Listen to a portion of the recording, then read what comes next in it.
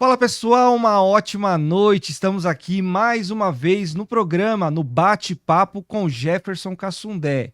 Toda semana um convidado especial para falar um pouquinho sobre as demandas da nossa região. E para você que quer participar do programa, entre em contato comigo através das redes sociais Jefferson Cassundé ou através do celular 963452218. E hoje o convidado dessa noite é um grande líder da cidade de Carapicuíba, ele que é professor de enfermagem, concursado, funcionário público da cidade de Carapicuíba. Com vocês, o meu convidado dessa noite, Lopes. Ótima noite, Lopes. Tudo Boa bem? noite, Jefferson. Tudo bem? Muito obrigado aí pelo convite, né? Agradeço aí de coração e, e vamos aí conversar aí um pouquinho sobre a cidade de Carapicuíba, né? Contar um pouquinho do que eu posso contribuir aí para a população de Carapicuíba e vamos lá. Show de bola. A gente já se conhece aí já faz um tempo, né? Já De tem um bom algumas tempinho, né? umas longas histórias aí, várias defendendo a nossa cidade com bandeiras e projetos. Mas para as pessoas poderem te conhecer, fala um pouquinho quem é o Lopes, fala da sua história. Lopes é um menino que chegou ainda criança aqui, né? Digamos assim. Cheguei no ano de 1980 em Carapicuíba. Nasci numa cidade do primeiro interior do Recife, cidade chamada Vitória de Santo Antão, lá em Pernambuco. E assim que meu pai faleceu, eu vim embora especificamente para Carapicuíba, né? E estou aqui desde 80. Perdão. Estou aqui desde 80. Aqui praticamente construí tudo que conquistei até hoje, né? Casamento, filhos, netos, trabalho, né? Como você falou, hoje sou concursado, funcionário público. Aqui também terminei meus estudos, aqui também me formei. Hoje sou graduado em enfermagem, bacharel de enfermagem. Sou professor de enfermagem, né? Dou aula aí numa escola de técnico de enfermagem já há alguns anos. E estamos aí na lida, né? Lutando hoje também. Hoje, como parece vício, né? Todo mundo aí brigando por uma causa, né? Que é a causa da pessoa com deficiência, né? Agora, brigar não é a palavra correta, né? É vestir a camisa da causa da pessoa com deficiência, né? Estou hoje também como vice-presidente do Conselho da Pessoa com Deficiência do município de Carapicuíba. E é isso aí. Show de bola. Você entrou aí num assunto muito importante, que são as bandeiras, né? De defender por alguma causa, existem várias causas, e eu acho que defender essa bandeira da pessoas com deficiência é muito importante, né? Por conta de acessibilidade, várias outras coisas que precisam ser defendidas e adaptado para as pessoas. O conselheiro, igual você falou que faz parte desse conselho, qual é a função dele? A função do conselheiro é fiscalizar, Jefferson, né? É fiscalizar visando como você disse, a bandeira do deficiente, não olhando para empresário, não olhando para político, não olhando para profissional, né? Porque hoje o que que acontece? Eu tenho relatos de mãe atípica que se vai numa escola e exigir o que é de lei do seu filho com deficiência, quem vai ser penalizado é o seu filho, é o portador da deficiência, né? Por quê? Porque o profissional vai ficar chateado com a mãe e quem vai ser penalizado é o PCD. Interessante. E você, Lopes, que é um defensor dessa causa, você tem algum projeto educacional para pessoas com deficiência? Olha, Jefferson, não sou eu que tenho projetos. Aí já existe uma lei, na verdade, uma lei federal que é chamado PEI, né? É um programa um programa, é, como é que eu posso te explicar direito? Porque, na verdade, nem os próprios pedagogos das instituições de escola hoje conseguem saber o que é isso. É um programa de desenvolvimento individual, né? Esse é um programa que hoje a pessoa com deficiência ela foi incluída, né, esse programa de inclusão em uma sala regular, de alunos regular, né? E para isso tem o ADEB, que seria usado dentro da sala exatamente para cuidar da pessoa com deficiência. E não é isso que a gente vê. Os ADEB, a gente vê ele lá nas creches, né, e deixa a desejar na escola. Então, os professores da rede, que são professores de turmas regular, não têm a capacitação, esse é o nome correto, não tem a capacitação de cuidar de pessoas com deficiência, né? E se você vai perguntar num programa desse para alguns coordenadores da escola, nem os próprios coordenadores sabem do que se trata.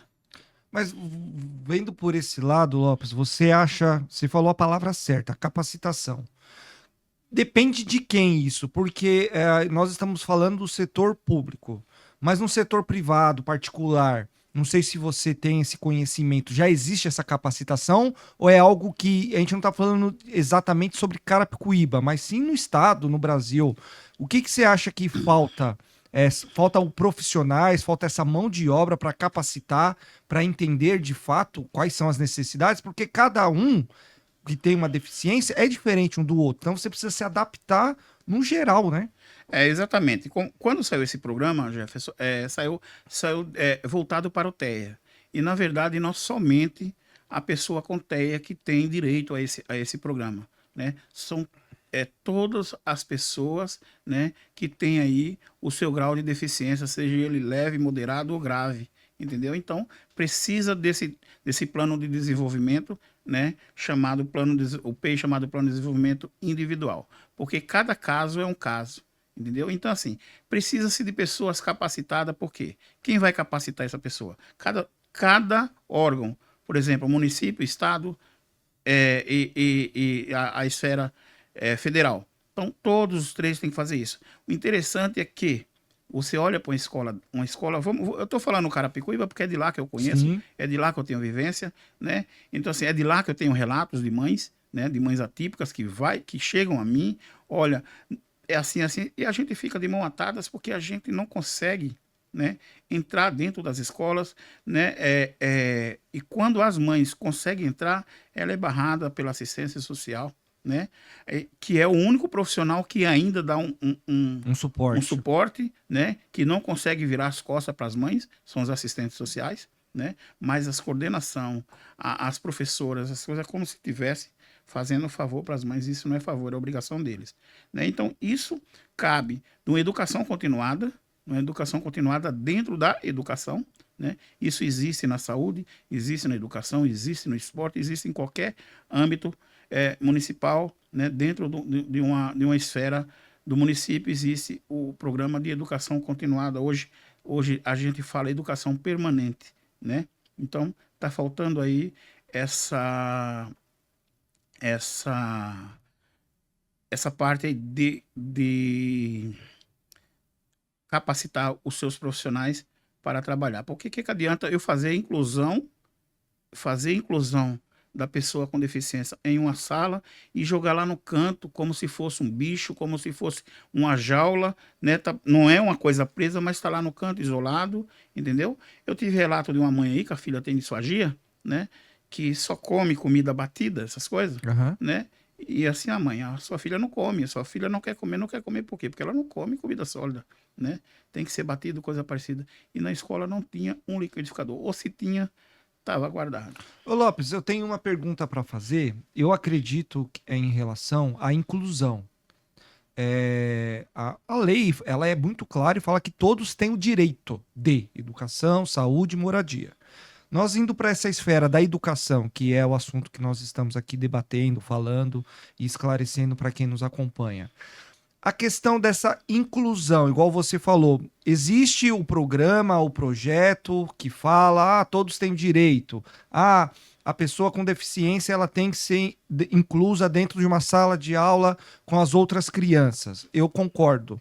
Mas assim, você que é um cara que defende essa bandeira, que está por dentro desse assunto, você acha que essa forma é a forma correta ou é necessário ter uma escola, não sei se a palavra certa é especial, mas adaptada, vou chamar de adaptada, para atender casos de crianças assim com algum tipo de dificuldade, com algum problema.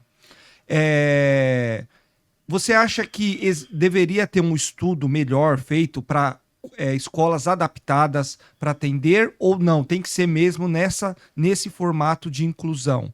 Porque a gente vê que precisa de uma atenção, né, para a criança se desenvolver e é no sentido da preocupação, porque às vezes a criança ela tá lá, ela tem que aprender, mas ela tem uma certa dificuldade e aí às vezes é excluída por outras crianças ou às vezes o professor, a pessoa não é capacitada para esse tipo de situação.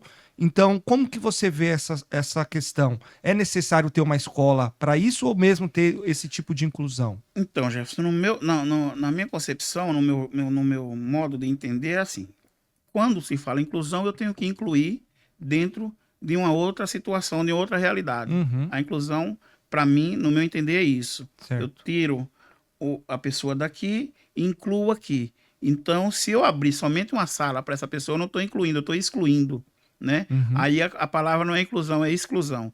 Para isso existem algumas instituições, qual eu vou até comentar com você daqui a pouquinho, né? Que tem aí, que atende as pessoas com deficiência, que aplica esse PEI muito bem, e são instituições filantrópicas, entendeu? Sem custo algum para a pessoa com deficiência, que atende, que dá almoço, café da manhã, enquanto a criança está sendo assistida lá, né? A criança ou adolescente, uhum. ou até mesmo adulto, né?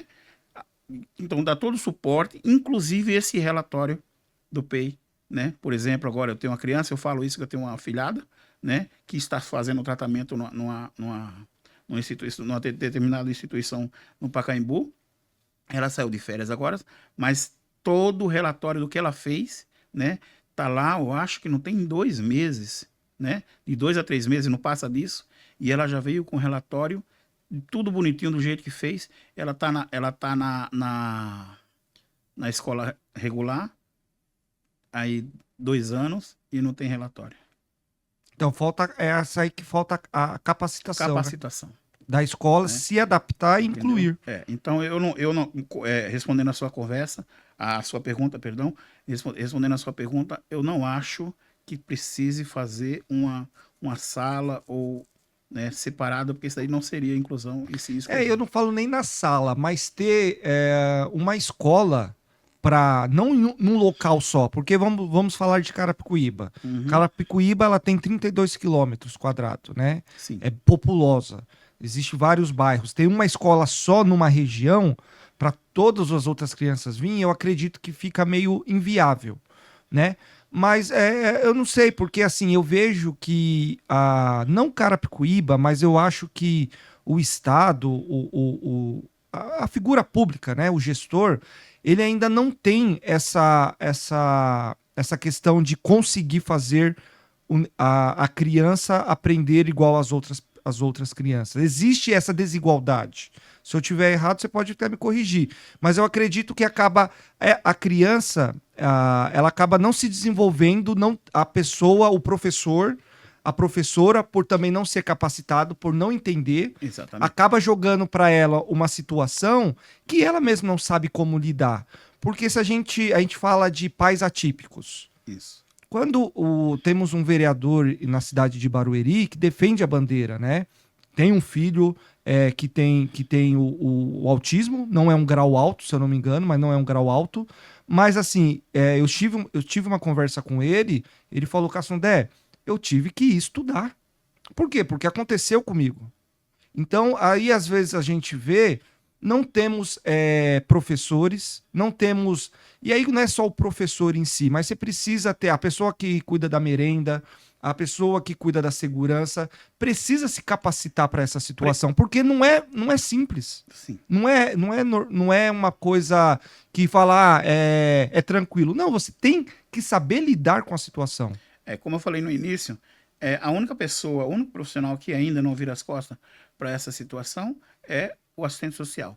E como você falou, bem lembrado aí, né, nós não é só um profissional, é multi profissionais, então são uma equipe multidisciplinar, multiprofissionais em cada um na sua área, né? Isso vai do merendeiro, como você falou, do cozinheiro, até o nutricionista, até um fono, né? Até Exatamente. um terapeuta, né? Que não temos, se temos é pouco no município, Uhum. né? Não estou falando só de Carapicuíba, estou falando na situação geral, é porque assim, é fácil a gente falar assim, a saúde funciona.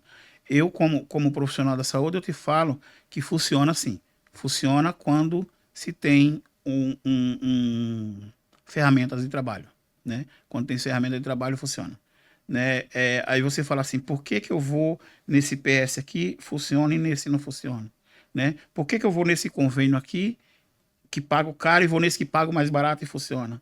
Você está me entendendo? Ontem mesmo eu estive discutindo sobre isso, né? Sobre um determinado convênio, né? Que eu vou, né? Que é um convênio que não deve, é um convênio que se cobra barato, é um convênio que não deve nada para esses convênios que se fala em Sul América, Mil, coisa parecida. É um convênio que não deve nada para ninguém e é uma rede própria, né? Então, assim, existem essas situações, quando você quer fazer acontecer, você consegue. Gasta dinheiro, Lopes? Gasta, lógico que tem gasto, mas tem retorno. Uhum. Mas tem um retorno. Você só vai ter retorno naquilo que você investe. Né? E se você investir na educação, você vai ter uma educação de qualidade. Se você investir na pessoa com deficiência, o negócio, não tem. O que isso acontece? É uma criança com deficiência, com transtorno, com transtorno tal, com transtorno A, transtorno B, é autista, é isso, aquilo. Não tem jeito, não tem jeito assim. A pessoa tem um desenvolvimento, né? Ele pode viver, ele tem uma qualidade de vida melhor, e isso depende dos governos, dos governantes fazer a coisa certa. Defender essa bandeira, Defender né? essa bandeira. É isso Exatamente aí. isso. Dentro da área da saúde, Lopes, você que atua, é professor de enfermagem, quais são as maiores dificuldades que você vê e enxerga e acompanha no seu dia a dia, com a questão das demandas? Em Carapicuíba você vê que falta uma atenção. Olha, Jefferson, até vivenciando isso aí, né? No setor que trabalho, que é hoje no setor de transporte, hemodiálise. Hemodiálise. Hemodiálise. Mas tem em Carapicuíba? Tem, mas não é de Carapicuíba. Né? Lá no passado tinha uma, era particular sim, mas era custeado pela prefeitura, não sei como funciona, como funcionava, se eu falar que sei, eu estou mentindo, mas existe uma necessidade do município fazer isso, porque os nossos munícipes, a nossa população, ela sai, o mais próximo é Osasco, né? O mais próximo é Osasco. Aí você pode colocar aí Osasco, o mais longe aí hoje eu acho que Franco da Rocha. Franco da Rocha, Guarulhos, Santa Marcelina. Então, assim, vai para muito longe. E, assim, quando você sai de uma sessão de hemodiálise, é castigante, entendeu? O paciente sai muito debilitado. Então, eu acredito, vai atender todos? Não, não vai. Mas vai diminuir uma boa porcentagem aí dos munícipes que têm aí o problema de diálise, fazendo com que eles têm uma qualidade de vida melhor, né? Porque a saúde é qualidade de vida. Se você não tiver qualidade de vida, você não tem saúde. Boa. Né? E eu acredito ainda, né? Tem mais ainda, assim, com a saída desse PS, a lei do Vila Disse, ali seria um espaço Essencial, é importante, né? fantástico para fazer esse centro de hemodiálise. Bacana. E vai atender a demanda da cidade, né? Igual Sim. você falou, porque você falou, o mais próximo é Osasco. Eu acho que Barueri também tem um centro de hemodiálise, se eu não me engano. Barueri tem, mas Barueri, se eu não me engano, atende somente os internos de lá. Ah, só os internos? Se tiver internado. E aí você acaba fazendo com que nem de Osasco, é para atender uma demanda de Osasco. De Osasco, mas acaba atendendo Carapicuíba. Ali na Unasco atende Carapicuíba. E aí, se você tem um centro em Carapicuíba, a demanda de lá diminui, consegue atender aqui e consegue fazer um rodízio. Porque você concorda comigo, ninguém faz nada de graça. Você está mandando para Osasco, mas você paga por isso. Acredito eu, não tenho certeza, mas ninguém faz nada de graça. É custo. É custo com transporte, custo com o próprio exame, com o exame que lá, É, com o procedimento que você vai fazer lá, é custo. E você fazendo isso dentro do seu município, vai ter custo, vai, mas acredito que seja menor. exatamente, né? Entendeu? O custo é menor, porque É, se você for colocar na ponta do lápis o transporte, aí você tem o o motorista, você motorista, o tem o combustível, combustível, entendeu? a Dependendo demanda. de onde, pedágio, essas coisas. Exatamente. Então você acaba diminuindo. É muito importante. Eu acho que é uma bandeira importante a ser defendida, né? A gente fala muito sobre a saúde e muito é investido na saúde. Não podemos negar, mas falta muito. Acho que falta aí a questão de uma gestão, uma logística melhor para atender. Porque, ó, na nossa região aqui, nós temos um hospital regional que vai ser inaugurado na cidade de Barueri, vai atender não somente Barueri, mas a região. Temos também e o de Barueri, esse regional, é de alta complexidade. Se eu não me engano, são mais de 300 vagas que tem, leitos e tal. Nós temos outro em Santana de Parnaíba também sendo construído, de baixa complexidade. Então, assim, a gente vê o investimento nisso, na saúde, mas sempre vai faltar. Sempre precisa melhorar e fazer algo para atender, porque a saúde, como qualquer outro, educação, segurança, é o básico, né? Então sempre precisa ser investido para fazer melhor e atender melhor o munícipe. A saúde é um ponto principal. Eu digo duas coisas, né? A gente precisa de segurança, obviamente, sem dúvida, mas o que está à frente de tudo é saúde e educação, né? E tudo isso já se começa de casa, né? Tanto a educação como a saúde é de casa, de berço, né? Porque como a gente começou aí como educação, a educação, a escola tá para te ensinar, né? Mas, ou melhor, para ser uma extensão do que você aprendeu na sua casa. Os pais, às vezes, tiram a sua responsabilidade e joga para a escola, joga para os professores. Não, quem tem que educar são os pais, né? Exatamente. Os professores, eles vão só fazer uma extensão da educação e explicar e ensinar o que acontece na literatura, né? Que isso aí já não é serviço do pai. Mas a educação mesmo tem que sair de casa. Sim. Entendeu? E a saúde também, porque a saúde é muito importante. Você já aprender. Tem coisas, eu mesmo já estou há 10 anos na área, né? 2024, 10 anos na área. E, assim, tem coisas que eu uso ainda a receita da vovó, né? Tô com tosse, eu uso lá Xaropinho um xaropinho caseiro. caseiro que a minha avó ensinava. É coisa simples, prática e resolve. Aham. Entendeu? E resolve, para não estar se entupindo aí De- de fármaco. Mas assim, por quê? Porque eu aprendi isso dentro de casa. Entendeu? Exatamente. Lopes, vamos entrar um pouquinho na questão política, né? Hoje você é um pré-candidato, você é afiliado ao PV, lá na Estou cidade de pré-candidato aí. Carapicuíba. E fala um pouquinho pra gente, lá vocês têm um mandato coletivo. Fala pra gente um pouco como que funciona, quantos fazem parte desse mandato coletivo, qual é a ideia e o projeto que vocês têm, a bandeira que vocês defendem. Jefferson, eu ajudei muitos políticos em Carapicuíba, desde 1994 que eu sou inserido aí dentro da política, e venho ajudando candidatos, inclusive ser eleito no município, né? Alguns honraram com seus compromissos, alguns não, mas isso não vem ao caso. E 2020 eu acabei me colocando à disposição, né?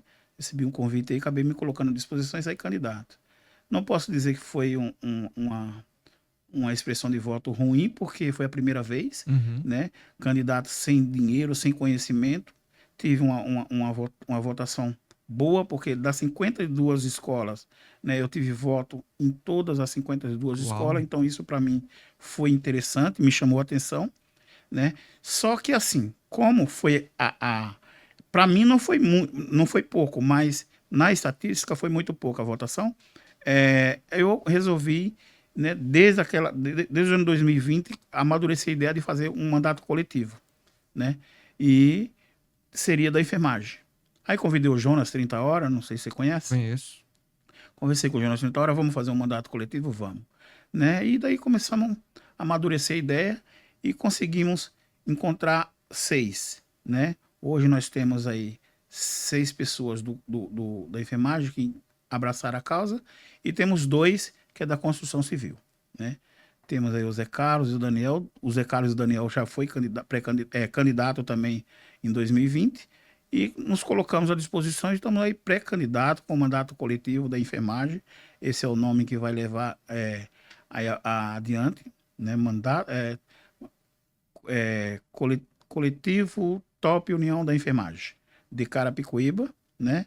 E estamos aí com seis profissionais da saúde, né? 6 enfermeiros e dois da área civil, da construção civil. Um é pintor e o outro é mestre de obras. Bacana, que Né? legal. Estamos aí construindo aos pouquinhos, porque não é fácil, a gente não pode fazer nada, né, na pré-campanha, mas estamos atrás de apoio aí, né? E vamos ser vencedor.